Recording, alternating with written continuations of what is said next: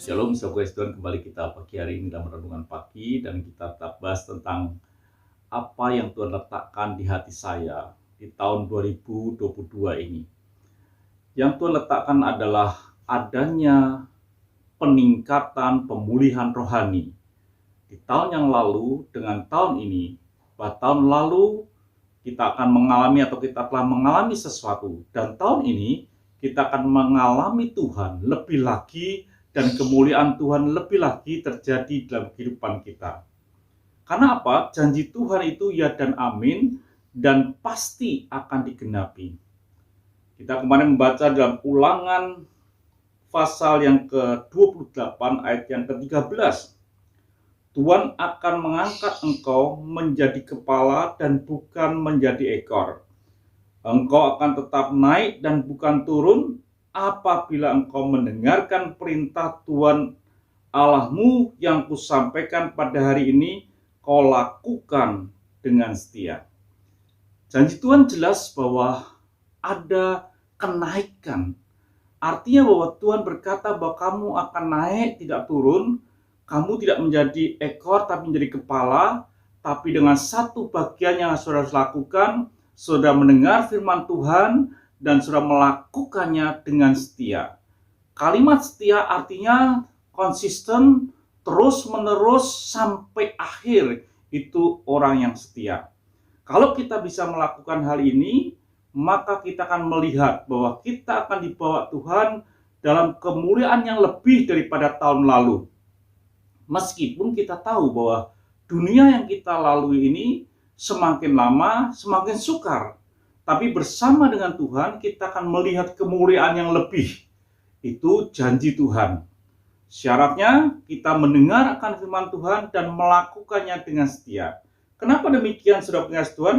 Karena di dalam Maleakhi 3 ayat yang ke-18 dikatakan, maka kamu akan melihat kembali perbedaan antara orang benar dan orang fasik, antara orang yang beribadah kepada Allah dan orang yang tidak beribadah kepada Allah. Jadi ada perbedaan. Bagaimana hidup saudara ini di tahun yang akan saudara lalu ini, di tahun 2022 ini. Apakah saudara menjadi orang fasik ataukah saudara menjadi orang benar?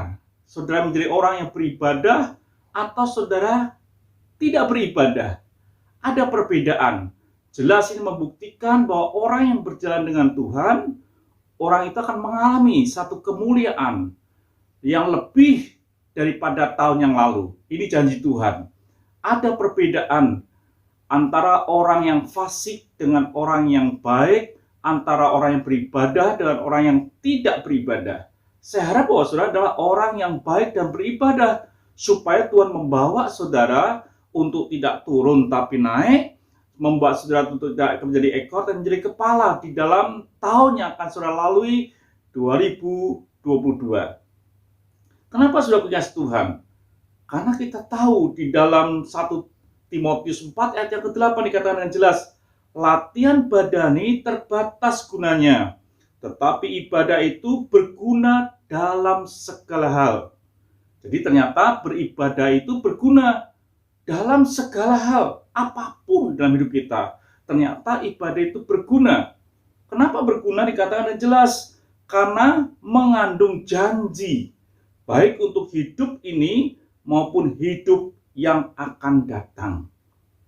Memang ketika kita latihan badani, orang bisa lihat badan saudara lebih sehat, rasanya seperti itu. Tetapi tidak menjamin saudara tentang hidup ini atau hidup yang akan datang. Tetapi ketika saudara mengambil keputusan untuk beribadah, Tuhan katakan bahwa ibadah itu berguna dalam segala hal. Segala hal, apapun juga. Karena dalam ibadah mengandung janji. Janji untuk hidup di masa sekarang dan hidup yang akan datang. Jadi saudara pengasih Tuhan, dalam hidup ini kita perlu menyadari apa yang harus kita lakukan supaya kita mengalami Tuhan di tahun 2022 ini, mengalami kemuliaan Tuhan yang lebih daripada tahun yang lalu. Janji Tuhan tetap sama dikatakan di dalam Matius 6 ayat yang ke-33.